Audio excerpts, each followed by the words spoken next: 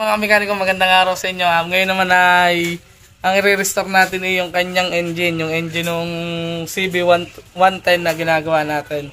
Nasimulan ko na i-strip sole yung kanyang engine. I-wet blasting na lang natin mga mekaniko. Yan, pakikita ko sa inyo yung engine. Yan mga mekaniko, nalagyan na natin ng strip sole yan. Ngayon naman i-wet blasting na natin para medyo kuminang-kinang naman to bago natin kalagin to yung crank, bago natin i-repaint. I-wet blasting nga muna natin, tapos ito pipinturahan na natin na nakakabit to. Yan, kasi balak din ng may-ari mapinturahan to. Yan, let's go.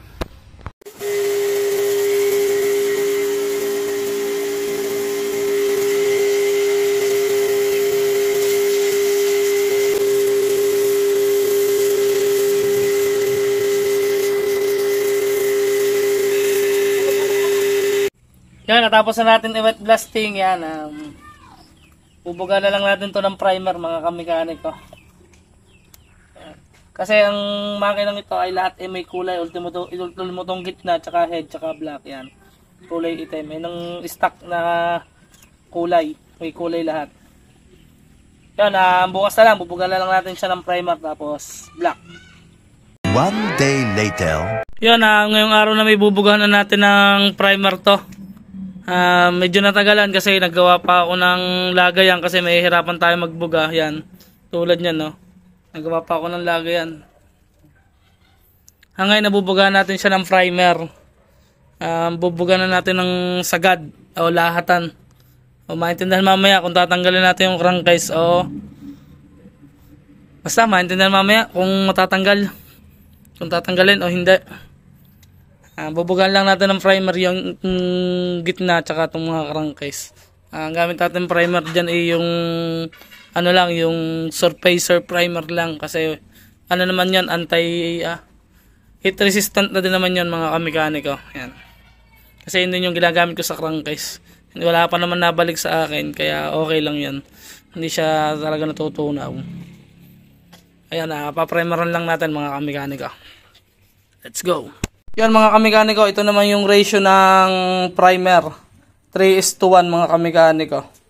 Yan, 3:1 siya sa dito sa kanyang base, pinakaano. Tapos ang kanyang catalyst 1. Tapos ito 3. Tapos ang thinner niyan, kung gaano lang karami to, ganoon din siya karami ang thinner. Ito, didin lang.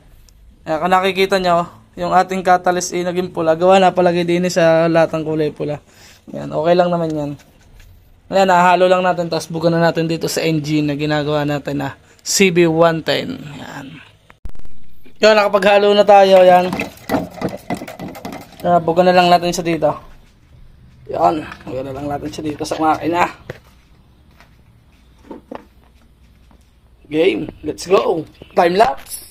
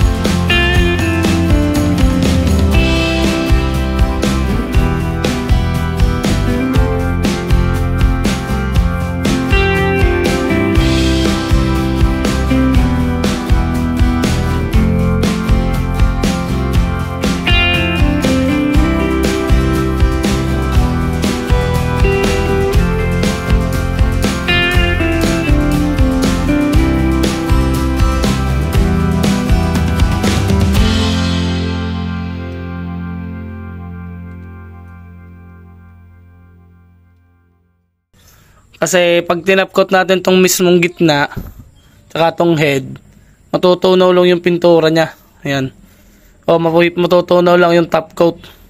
Kaya pakikislapin natin tong crank laang. So yung kakalagay lang natin, yan na may dalawang tornilyo lang. Nilagyan ko lang ng dalawang tornilyo. Tapos lilihain natin ng 1000 grip bago natin ni top coat. Yan, kalagyan lang natin mga kamekaniko. Yun, natanggal na natin. Nalihan na rin natin mga kamekaniko. Yun, ngayon na may papatungan natin ng 3 coats of top coat yan mga kamekaniko. Ito yung gagamitin natin sa kanya. Nippon Clear. Yan. Ang ratio niya na ay 4:1. Yan. 4 part of base coat tapos 1 hardener. Yan. Ganyan lang yung ratio niyan mga kamekaniko. Meron naman tayong tutorial niyan sa ating YouTube channel. Puntahan nyo na lang mga kamekaniko. Pero yan naman, makikita naman dito. Bugan lang natin to ng 3 coats mga kamekaniko para makita nyo kung gaano siya kaganda pag inilagay na natin doon. Yan, let's go.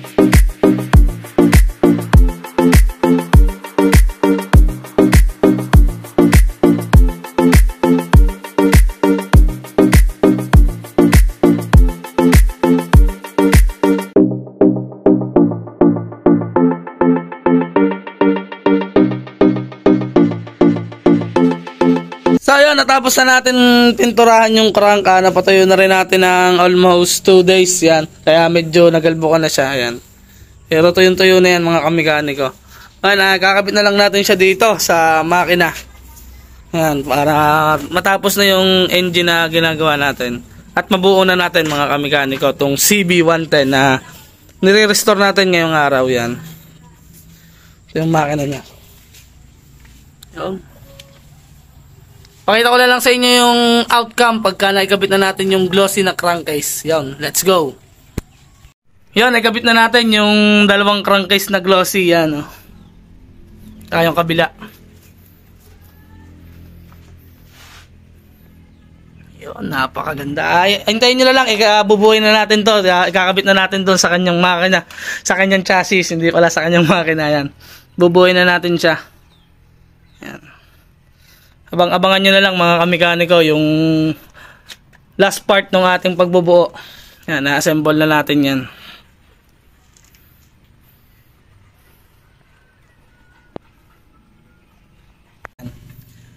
So yun nga, kung bago ka lang sa ating YouTube channel mga kamekaniko, kung bago lang kayo, huwag nyo naman sana kakalimutan i-subscribe at i-hit yung notification bell para bukas ay manotify kita o manotify ko kayo sa ating pagbubuo ng CB110. Yan, abang-abangan nyo mga kamekaniko. Makikita nyo na yung itsura niya kung gaano siya kaganda. Naibalik naman natin sa dating ganda yung CB110 na natapos natin. Yan. Abang-abang na lang kayo mga kamekaniko. Peace out!